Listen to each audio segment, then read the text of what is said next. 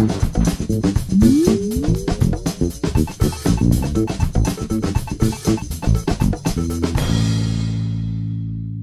everybody, welcome to the YS Podcast. My name is Adam McLean. This week we're going to kick it off with a tip from Sean Dunn. A couple of years ago, I became discontent with the way I was doing ministry. Everything had been an invitation. If you come to my camp, my conference, if you attend my church, then I'll tell you something that will impact your life. But the truth of the matter was I was facing a problem. There were so many people in my community that would not walk through my doors. They would not pursue me, and so I wasn't able to really communicate to them. If you're like me and you want to touch people that maybe don't have a desire to walk into your life or pursue a spiritual voice, I have a tip for you. There is a way that you can touch tens of thousands of young people in your community by using mainstream media. Mainstream advertising offers an incredible opportunity to leverage the media that your students are already loyal to share the message of love, hope, and purpose with them.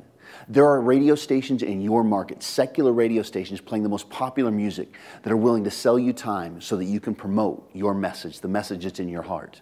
Take some time to pray about this avenue of communication. It's just one way to take the heart of Jesus into the heart of the culture. As a guest on the YS blog this week, I share a few more details about how you can get started. Check it out. But until then, may God continue to use you to reach young people in your area. Next up, we have a devotional from the man who was voted sexiest at YS. That's Tic Long.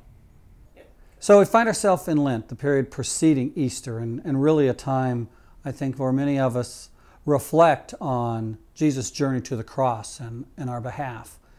And lots of times I think in ministry we get hurt, we get criticized, people don't understand what we're doing. And I think most all the time, as we're talking with you, we're trying to encourage you and be your advocate and come alongside you like, we get it, we understand, we're with you and this kind of thing. But I think maybe during Lent, maybe it's a time for us to maybe recognize that, you know what, we do make mistakes. We are broken. We do need a Savior.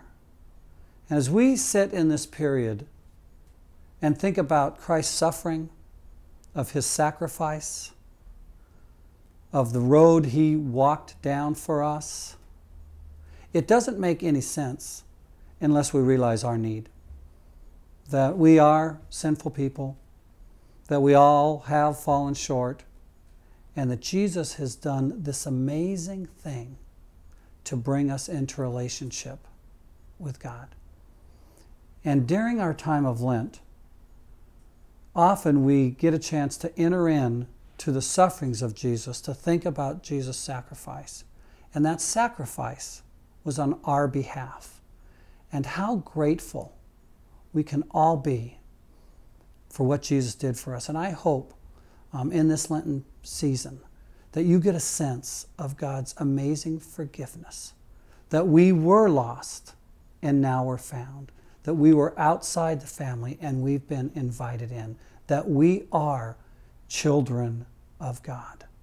And I hope that permeates all of your thoughts, all of your dreams, all of your visions come out of that sense that I'm forgiven. I've been redeemed by the blood of the Lamb.